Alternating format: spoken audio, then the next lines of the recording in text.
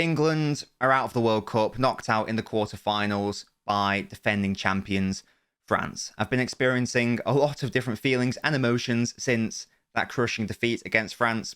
And three I want to touch on in particular: pride in respect of this England side, our performances at this tournament, and the evolution of Southgate's England; anger when it comes to analysing the match itself and the odd way that match played out; and finally, hope, optimism, looking ahead to the future, and why it probably should be quite bright from an England perspective on a dark day for England fans getting knocked out by France in the World Cup.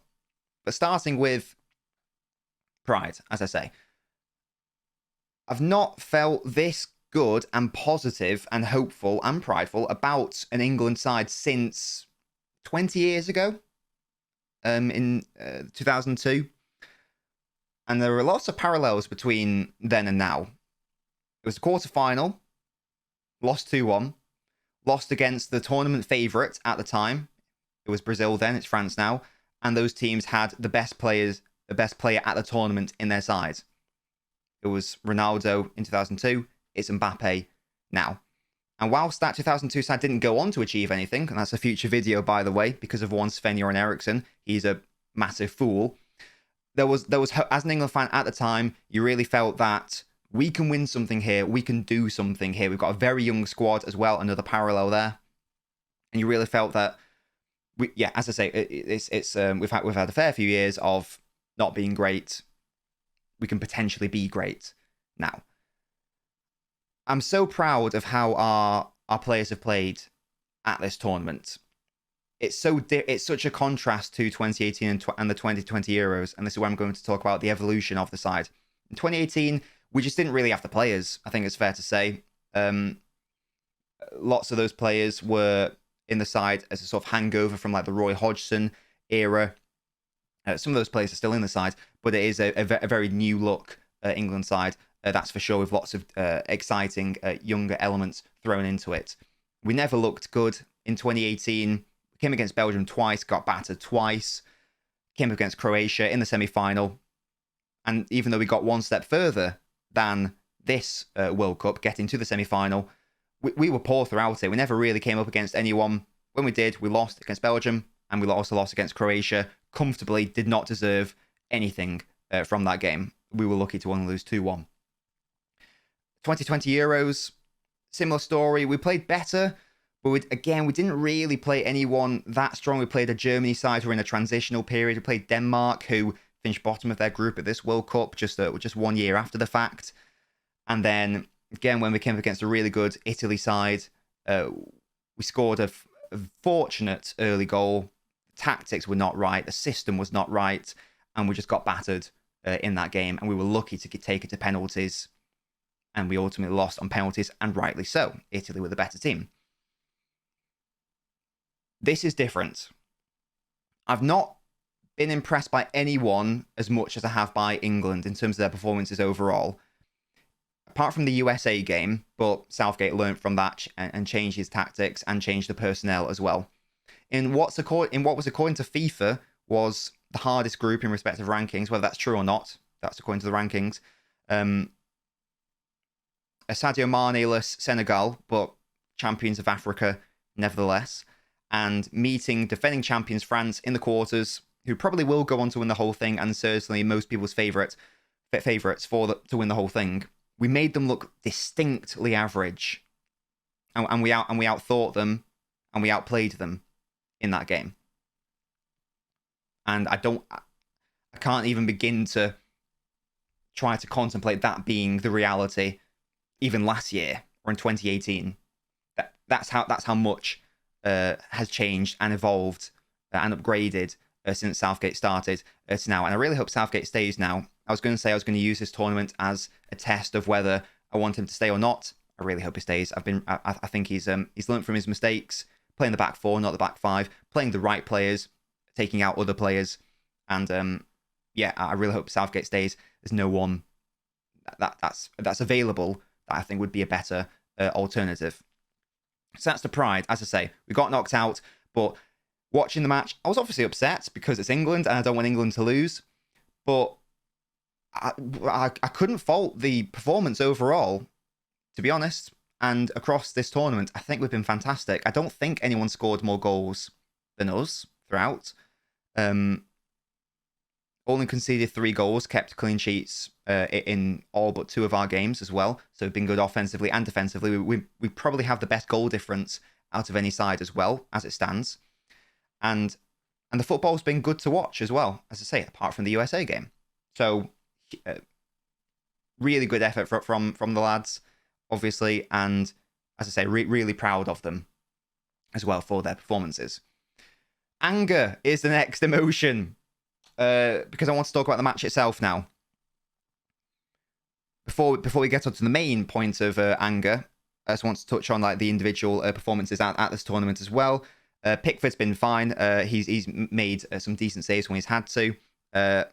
Walker has been really good. A lot of narrative before the game was Mbappe versus Walker. Apart from one occasion, Walker had Mbappe's number. It was quite funny.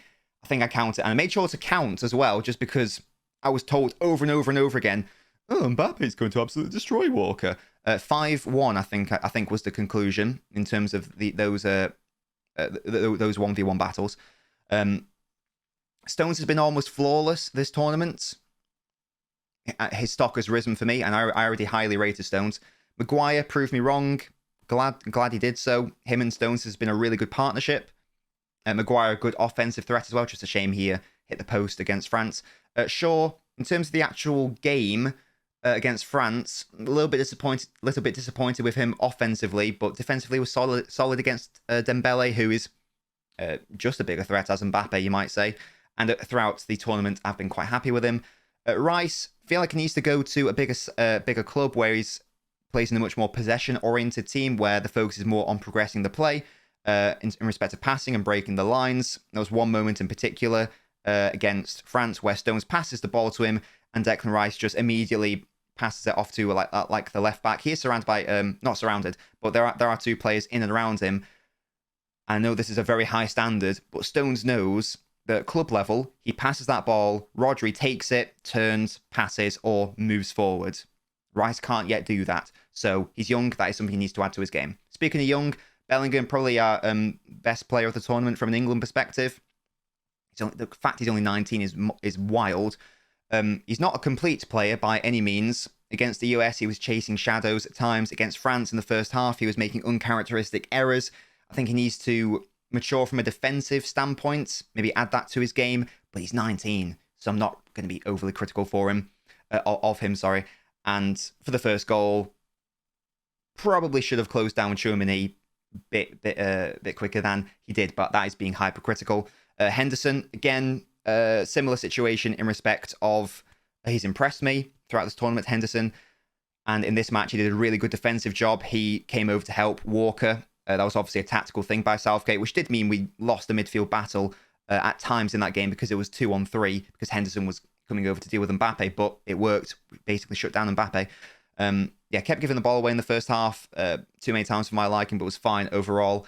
And again, if I'm being hypercritical, he should have stopped the cross coming in for that second goal. That has to be stopped at source, in my opinion. But overall, he was fine.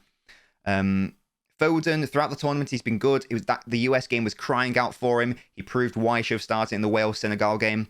The France game wasn't his game. He was quiet. I don't know if bad is the right word, but he was certainly quiet. He wasn't getting that involved. I think that may have been because we, England, were focusing more on attacking down our right, France's left, because Mbappe does not track back. Hernandez is suspect defensively. Koundé, whilst the centre-half at right back, is still more defensively savvy. So maybe naturally we orientated, I don't know, towards the right-hand side more. When Foden did get the ball, in those brief times he was able to get it, he looked good and he was fine. Didn't really give the ball away that many times. I don't think, and he was driving forward. And when he got the ball, he was okay, but didn't get it enough for my liking to properly influence the game. Harry Kane scored a penalty and missed a penalty. We'll get to that. It was good overall. 3 assists this tournament, which is like only equaled by David Beckham, I think, in terms of like England players at World Cups. Saka, player of the match for me against France from an England perspective. Always dangerous. Love Saka, he's so good, isn't he? So yeah, Saka was really good, and he's been really good throughout this tournament as well. So just speaking of Saka, and this is where the anger comes in, the first goal should not have stood. The first goal shouldn't have stood. Absolutely outrageous that's been awarded. It's the most blatant foul. It's the most blatant foul on Saka from Upamecano, I think, that you'll ever see. It's not a shoulder charge. Look at the legs. It's such a foul. I don't understand how that can be missed in the first instance by the referee with his eyes, and then by the VAR. I've no idea how that happened.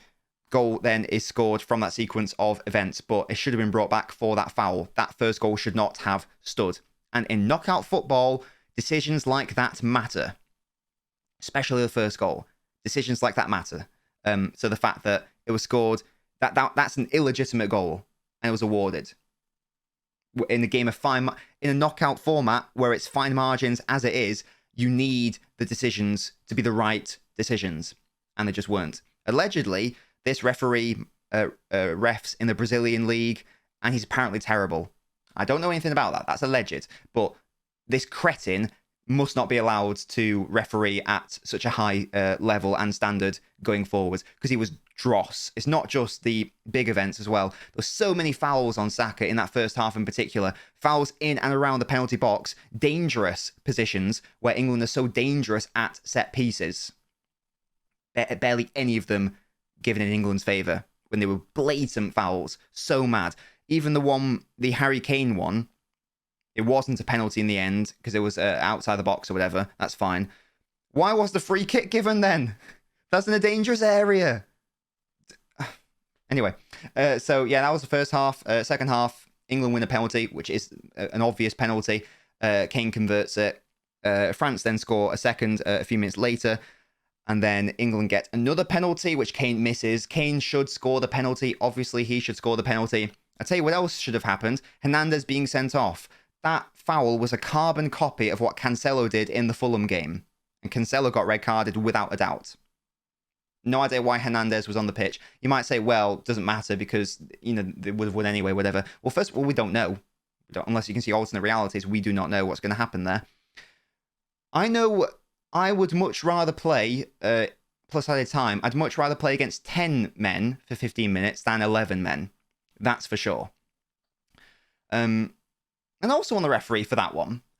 Why didn't he award it immediately? How has he missed that? Why does that have to go to VAR? It's just terrible. I don't agree with the whole people are saying, oh, it's rigged, it's he's been bribed, blah, blah, blah. No, it's just gross incompetence. He's just a moron. He's just a buffoon of a referee, and I hope he never refs at a World Cup again, because he's dross, tepid, torrid, awful, moron, fool, oaf. So anger, as you can tell, really. I don't normally like to touch on refereeing decisions, but it matters in knockout football. It matters when you're the better side as well. If we weren't the better side, I wouldn't really care, because I'd be like, well, we deserve to lose anyway. I can take losing and being the better team. I can take losing and being the worst team. I can take losing, being the better team, and having bad refereeing decisions go against you because you didn't deserve to win. If you deserved to win, you played better, and refereeing decisions go against you, that's where I draw the line. It's just embarrassing at that point, and it's infuriating, and it's right. It's justified that we're allowed to get upset about these decisions. These decisions matter. These decisions cost England their place in the World Cup. We played better than France. Southgate did Deschamps from a tactical perspective. We shut down the dangerous Mbappe. We limited France in respect to chances. We created the better chances. We created more chances. We should have scored the penalty. Yes, we should, obviously. The second one. And I think on any other day, with any other any other competent referee, we would have been rewarded. But that wasn't the case. So we weren't. So, little bit upsetting to go out in those circumstances. But I can at least take away that we were the better side and we outplayed France, as I say, and we made them look like a meh team. We made them look average, which is good because France are probably going to win the whole thing, or maybe they won't. Who knows? Maybe it'll be Morocco or whoever. So yeah, so that's the pride I felt. That's the anger that I felt as well. And I want to talk about the future and optimism,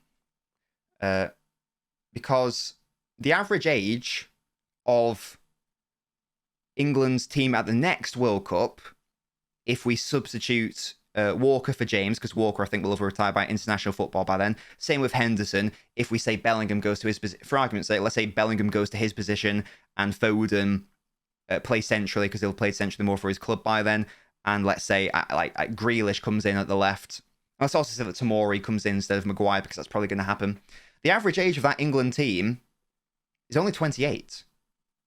It's only 28 years old. The oldest outfield players are Stones and Harry Kane at 32, which isn't old by any means. That's in their physical peak. They're not in decline by any means.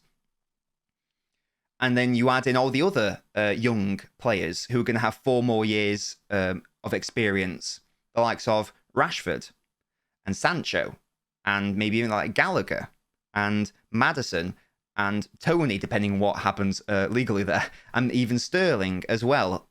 All of these players are going to have at least 1 more World Cup in them. The likes of Bellingham, Foden, Saka are going to have 3 to 4 World Cups, more World Cups in them. And that's where I think we can be optimistic and we can be hopeful that this England side is good enough to win something. This England side 100% can win a major tournament and win a major trophy. I'm convinced by that. I think currently we have like a top 3 squad going into the World Cup. I'd argue it was like top 3, top 5. I think I'd push it to top 3 at this World Cup. I think the squad is even better in 4 years' time, with all the other young players coming up as well. As I say, none of these players, apart from Walker, who's going to get replaced by Reece James, it's hardly a downgrade. Henderson moving on, but again, the other option isn't a downgrade. I think this England side only gets better in 4 years' time. And that's why I'm hopeful and optimistic.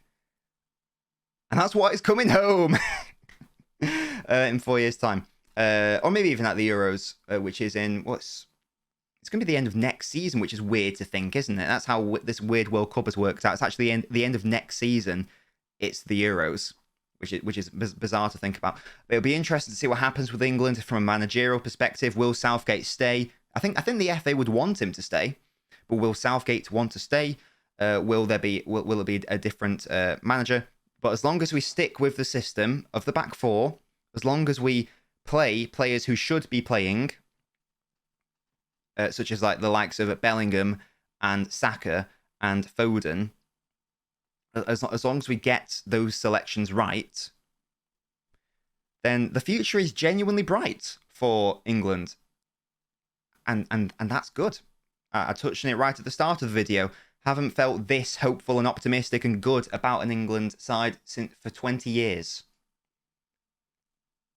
And that can only be a good thing. That can only tell you that this group of players is good enough, and that the atmosphere that Southgate has fostered and the dynamics between these players, the positive, like warm vibes you get from that atmosphere, that can only be a good thing as well. I can only see that getting stronger. And